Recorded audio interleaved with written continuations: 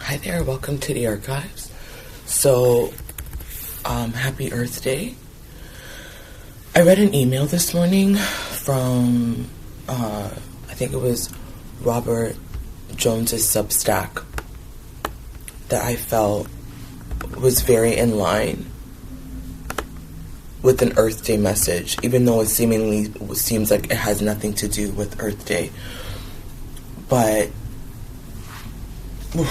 reading it and just being reminded that empire almost always goes for the land first, because they see land in similar ways as they do women and black people. So I just wanted to share some parts of Robert's Substack article. It's called "Every Hour a Fresh Hell and All the Demons Rejoice" on America and Americans. Okay, so I'm going to read this part here. It says, "Their profound misunderstanding of life has flourished throughout the centuries, even until this very day.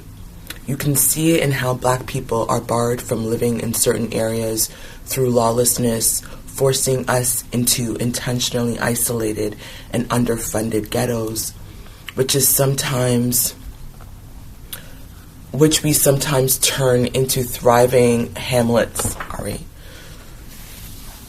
And when these white people have seen what we have done, how we have made the best of circumstances they thought would have surely broken us, and let us not pretend it does, indeed, break some of us, especially after drugs and guns are flooded into the so-called hood in preparation for its takeover. When they notice that we have taken that tiny piece of the abyss they condemned us to and worked it into a sliver of paradise. When they recognize that we have mastered the alchemy of making $1 out of 15 cents, they become enraged. They become enraged because white identity is built upon a singularly false and fragile foundation: black inferiority. Under the psycho-political framework that is whiteness, in order for white people to be haves, black people must be have-nots. Thus, black success, black survival, and most importantly, black self-sufficiency and black sustainability all represent a usurping of what whiteness teaches white people is the natural order of things. If black people can have bodily autonomy, feel pleasure, learn to read and write, sit in the front of the bus, drink from any water fountain, patronize any establishment, attend any academic institution, own their own company, property, start their own businesses, nurture their own families, plan their own communities, represent their own political and spiritual interests, we be treated equally under the law, and be elected to the highest office in the land, then what is even the point of whiteness and its promised powers and privileges if it cannot make these things the exclusive rights of white people? Unable to confront or reconcile reality as it truly is, white people often resort to another inherent characteristic of whiteness to banish which they cannot resolve: violence.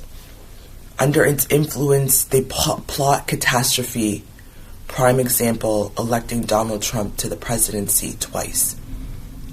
To destroy what we have built, snatch it right out of our hands, co-opt it or infest it, because for whatever strange, sadistic, and untowered but revealing reasons, whether it be cotton, music, or pacemakers, living single, super soakers, or sex, white people, and not only white people, adore, then pillage, black ingenuity, but loathes or perhaps envy black people.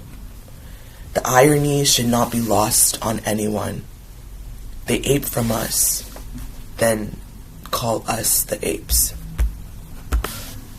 Robert goes on to write, I believe that the reason Trump can get away with everything he gets away with, no matter how egregious, why he has been untouchable and unstoppable through not just the sheer force of his will, but via the capitulation and supplication of the hundreds of millions of people under his charismatic sway, is because he is the manifestation of the quintessential American fantasy. It's nearly impossible for Americans to self-reflect. We are a scapegoating people. In every exchange, seek to place blame everywhere. This gives us no chance to improve. Possessed by main character syndrome, our language is scripted. Our preferred method of communication is mass destruction. It's clear that we're, by our nature, a pathological people. Scammers who are easy to scam were designed to behave not as human beings, but as consumers, not as Homo sapiens, but as Homo consumer. We interpret existence as a purely transactional state. All things are to us quid pro quo. Our axiology, what we deem our most important existential relationship, is not person to person, but person to thing. Incapable of love, it's no coincidence that the number one cause of death in the United States is heart disease. We turn every interaction into a profit-making scheme. Care, children, dating, family, friendship, marriage, parenting, religion, romance, sex, and more. We pervert all of those things from what they are into labor to become jobs, miserable ones at that, for which we expect payment in one form of currency or another. And we think that this is normal. We are angered and confounded by other beings who don't behave this way. We see them as backward, weak, and ripe for exploitation. We purport a Christ consciousness. That is, we claim that we're Christian people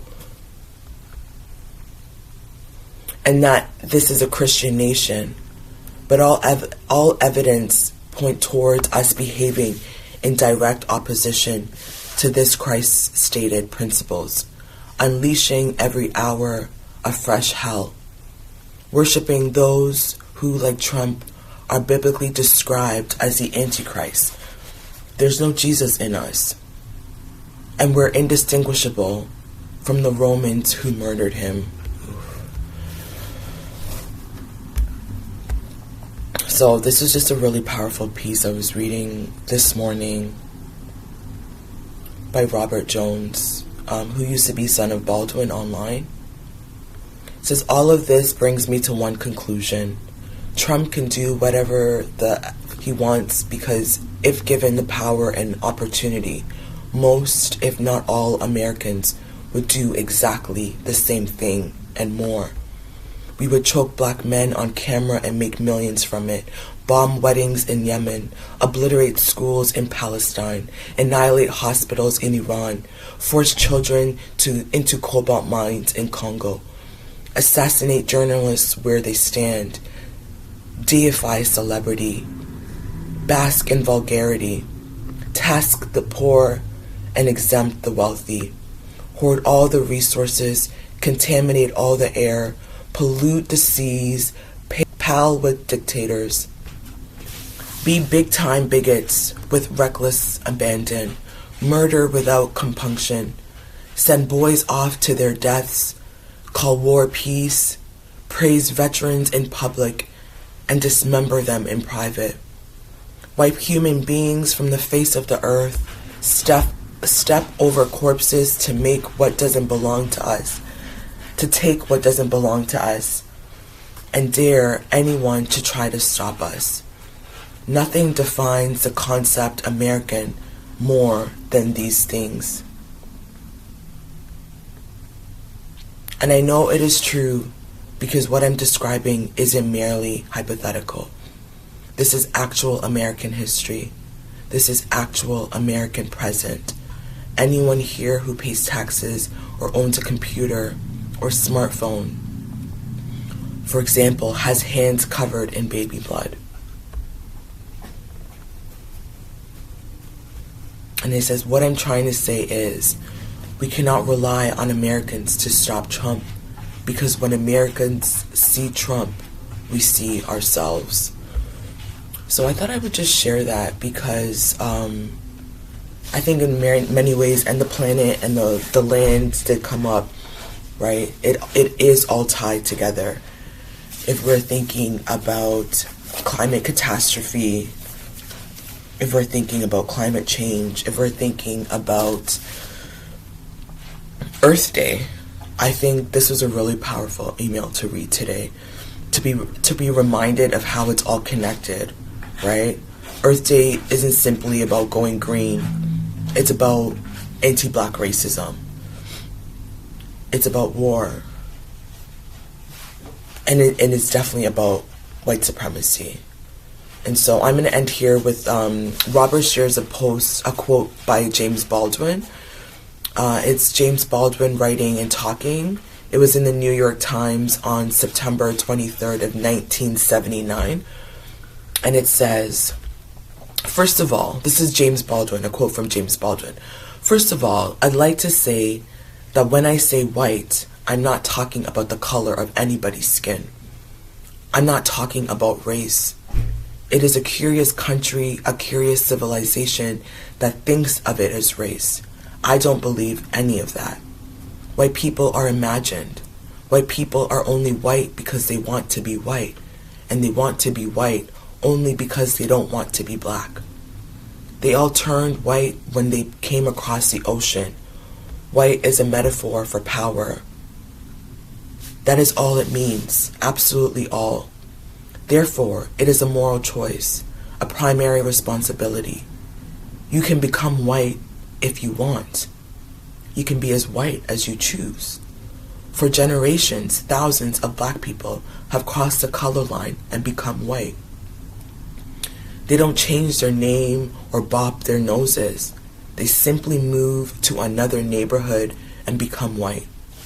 No one in this country can prove they're white. No one. And if white is a moral choice, there is an enormous challenge.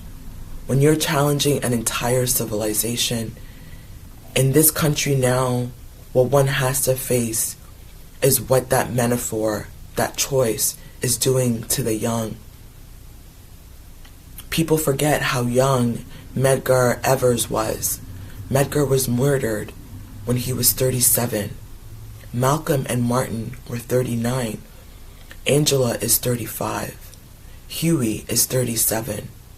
This country is unable to imagine and won't imagine until it is forced to. What is it doing? Again, that's by James Baldwin in the New York Times on September 23rd of 1979. And so, yeah, this is from Robert Jones's Substack. I'm going to end it there. I'll just end it with a part he says, there's something I will never understand. I will never understand why we continue to appeal to the very people who are pressing us for relief. I will never understand why we expect that any argument, whether logical, moral, scientific, or spiritual, could convince them to abolish the system they devised specifically to benefit themselves. What incentives do they have to cease behavior that rewards them with more power, more land, and more resources? So, I think, for instance, that we can convince the descendants of enslavers and murderers to pay reparations. We think, for instance, that we can convince the descendants of enslavers and murderers to pay reparations to the descendants of the enslaved and murdered. How is that possible when the people we're appealing to don't abhor enslavement and murder, but are thankful for them. A really long piece. I encourage you to go read it if you haven't. Yeah. I'm trying to see if there's anything else I want to share. It's a really long piece, really brilliant, lots of food for thought. But, so until next time, I hope today on Earth Day you're connecting some of the different dots between the violence on the land, the extraction of the land, and the violence of specifically women, and femmes, and also folks of color, specifically black people, right? It all needs each other. Empire, capitalism, patriarchy. It needs exploitation. It needs this violence, right? It needs war. Anything else outside of that, it cannot imagine. Because to imagine that means that it loses itself. It recognizes that if another world is possible, it means that their world is basically abolished. And folks are not willing to give that up, right? So anyways, that's all I have to share. That's what I'm thinking about today for Earth Day, is not just, like the fluffy, don't litter, recycle, reuse, but how do we actually envision a greener planet for all of us, where black people get to live, we get to be in the future. Because if you look at history and present day circumstances, that's not what it would seem, right? They're not just actively trying to kill folks. You heard Trump say a couple days ago, I can annihilate a whole civilization. And you can only say that if you've already annihilated the very land that we all need. Okay, so until next time, in solidarity.